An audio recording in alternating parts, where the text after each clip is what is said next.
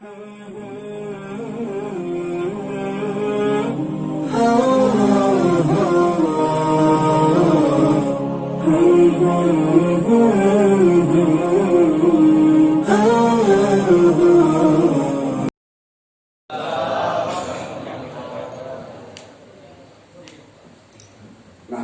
wa nusallimu ala rasulihil karim, amma ba'd. Alhamdulillah, bapak-bapak, ibu-ibu yang dimuliakan Allah Subhanahu wa taala. Wabil khusus hadirin muhtaromin, para alim, para ulama, guru-guru kami, para ustaz dan jemaah sekalian yang mengharap ridhonya Allah Subhanahu wa taala. Mudah-mudahan insyaallah jemaah kita istiqomah setiap saat dan keadaan, hujan maupun panas. Tapi kalau panas wayang gini belum, kita tetap istiqomah. Ya memang istiqomah ini pahalanya besar, tapi kita buatnya susah. Istiqomah itu menghilangkan sombong, menghilangkan riya, menghilang. Awal-awal gitu juga, tapi lama-lama seperti kita sholat berjamaah di masjid, malu.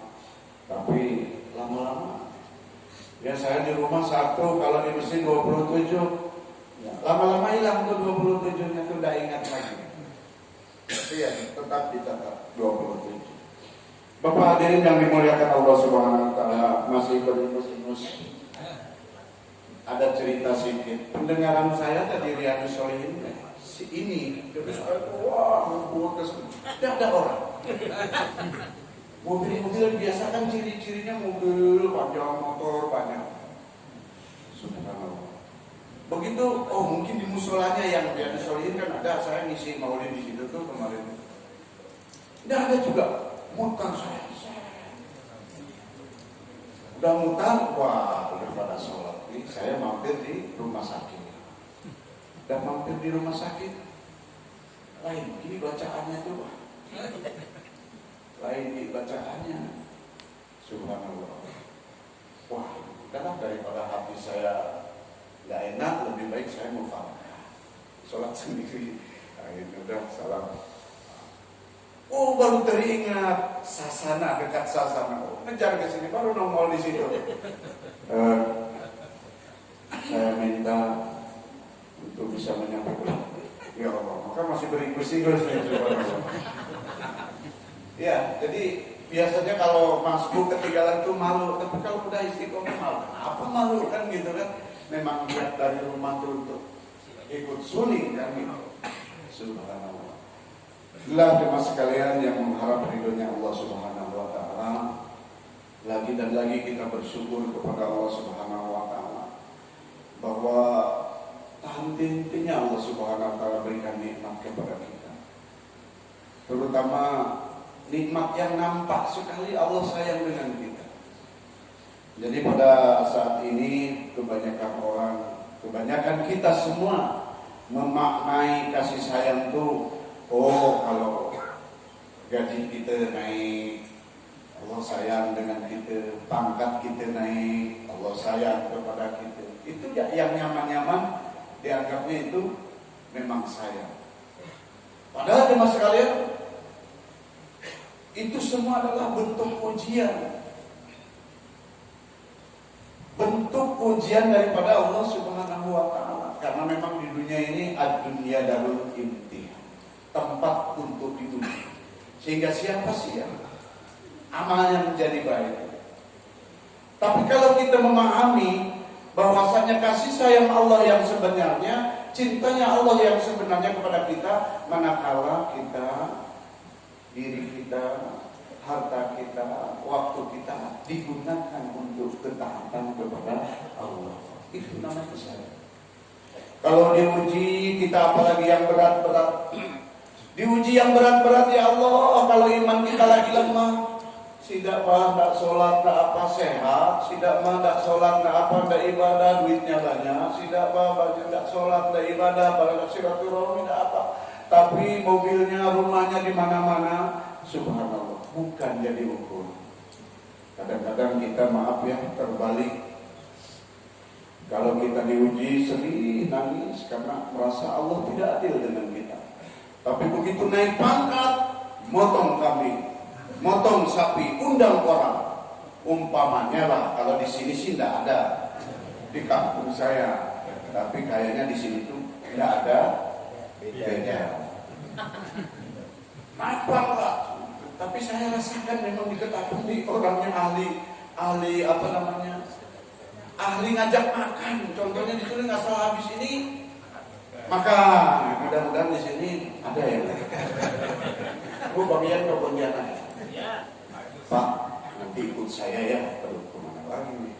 Hati saya ini, oh ngajak makan itu dulu. Tapi ketika satu bagian tuh nggak mau, kok nggak ada ngomong-ngomong Pak ikut saya katanya. Oh berarti pagi ini lewat. Tapi mudah-mudahan pagi ini ada ya. Saya rasakan hidup di Ketapang 22 tahun. Orang mimpi buruk yang ngundang selamatan. Ketimbang cap-cap dari langit dari ini. Ini kan ciri-ciri katanya pertanda buruk, undang. Masya Allah. Masuk CPNS, apalagi PNS, ngundang orang berdua. Intinya sebetulnya mau ngajak makan. Ya, subhanallah.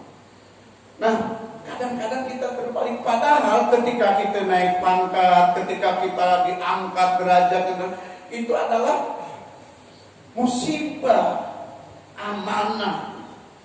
Nah, ketika kita ini diberi beban oleh Allah yang berat, jemaah sekalian, mungkin pada umumnya kita semua sudah terbiasa dengan beban berat, kehidupan berat. Apalagi kita ini istilahnya udah di atas 50 pengalaman yang dulu. Makanya jemaah sekalian yang dulunya bebannya berat, susah payah, sekarang tuh nampak S2, S1, S3 jadi Al-Mukarram, Al-Ustaz. Itu beban berat, tinggalkan keluarga, tinggalkan ibu bapak, tinggalkan kampung halaman untuk mondok, untuk kuliah, untuk apa. Bahkan jemaah sekalian, saya pernah hidup di Jakarta, itu ada tukang jamu cantik kata Pak, kayak Paramita Rusadi kecantikan. Jari-jarinya jentik-jentik. Saya itu baru nikah, tapi lihat seperti itu, ya Allah. Ya orang nyebutnya ustaz, tapi ustaz pun manusia biasa. Mbak, ya ada cara lain selain jualan jamu gendong. Ya saya memang enaknya seperti ini. Rupa-rupanya cerita-cerita ya ada istri saya. Dia itu seorang mahasiswa. Dia pagi-pagi gendong jamu, ya jam 6 udah keliling karena di Jakarta itu 24 jam orang hidup. Ya, waktu itu saya tinggal di Kapuk Jawa. Istri kan seorang asisten manajer di perusahaan. Gitu. Saya tukang ngimam, tukang doa aja gitu. Tapi tercantol saya akhirnya terbawa ke sini istrinya. Tuh, jemaah sekalian, rezeki lah. Udah begitu jemaah sekalian, orang itu lembut, bagus. Pagi saya jualan, nanti siang jam 8 saya ke kampus kuliah. Susah payah, penderitaan, beban berat. Ya, ternyata hidup susah, beban berat membentuk diri kita menjadi cepat dewasa, pikirnya dewasa. Beban berat itu bukan beban, beban itu awalnya seperti mengerikan tapi menyelamatkan. Itu ada cerita di Cina, jembatan layang, mobil kontainer itu, tapi dia bukan kontainer, seperti Toronton, di bawah, di belakang itu mobil berbaris. Jadi mobil naik mobil, biasalah ya. Orang ditimpa orang kan biasa juga kan, itu jadinya orang kan. Ini mobil ditimpa mobil. Ceritanya mobil itu terus masuk ke pagar. Nah, begitu mobil itu tidak jadi jatuh, kepala mobilnya itu tergantung di atas pagar. Setelah diteliti ternyata ini karena beban berat. Kalau tidak ada beban berat, truk yang mendarik daripada kontainer itu pasti udah meluncur ke bawah. Beban berat itu sepertinya mengerikan tapi menyelamatkan. Orang yang wah banyak masalah ini. Dulu kita di kecil ya sekolah pun bawa es, bawa gorengan ke sekolah. Itu beban berat mental. Tapi hadirin, yang dulunya susah payah, yang dulunya menderita, sekarang kita lihat kehidupannya. Tapi kalau yang dulunya santai-santai, dulunya wah hura-hura, dulunya tidak bisa memanage, maka di masa tuanya susah. Itu udah rumus di masa. Terus beban berat yang kedua, di Gunung Himalaya ada cerita. Itu pendaki naik gunung di musim dingin, Masya Allah. Dia terpaksa harus turun karena dingin yang sangat ekstrim. Sehingga para pendaki ini kedinginan maka meluncur terus menyelamatkan masing-masing di Himalaya. Maka jemaah sekalian, ada seorang wanita yang pingsan. Ini gimana? Dan di situ ada kawan laki-lakinya. Wah, ditolong saya gimana? Enggak ditolong gimana? Ini masing-masing menyelamatkan, yang lain lari. Tapi ada yang satu peduli. Akhirnya yang pingsan itu digendong. Blok. Karena ini kan namanya gunung. Pernah mendaki bapak-bapak? Gunung yang mana? Saya sih hidup di lereng Gunung Cermai. Di lereng Gunung Cermai, tetangganya Malang. Kuningan, Jawa Barat. Gunung Cermai itu di bawahnya desa saya. Kelapa Gunung, Kecamatan Keramat Mulia. Nah turun, otomatis kan yang ini melarikan, lari-lari menyelamatkan diri, yang menggendong teman dia lebih cepat lari. Kenapa lebih cepat? Karena dia ada beban di belakang. Dan jemaah sekalian, dia jadi paling duluan. Kenapa? Beban berat dia turun, wah kayak itu. Dan dia kan, wah ini. Dan yang kedua, sifat dingin akan kalah dengan sifat hangat. Manusia dengan manusia bila ini akan menimbulkan energi panas, maka dia akan melawan rasa dingin. Apalagi yang digendongnya wanita, yang menggendongnya laki-laki. Plus dengan min pasti akan menimbulkan percikan api. Maka setelah dibawa, ditunggu-tunggu yang tadi kawan-kawannya itu tidak ada turun-turun. Rupanya tim SAR menyari, udah pada mati.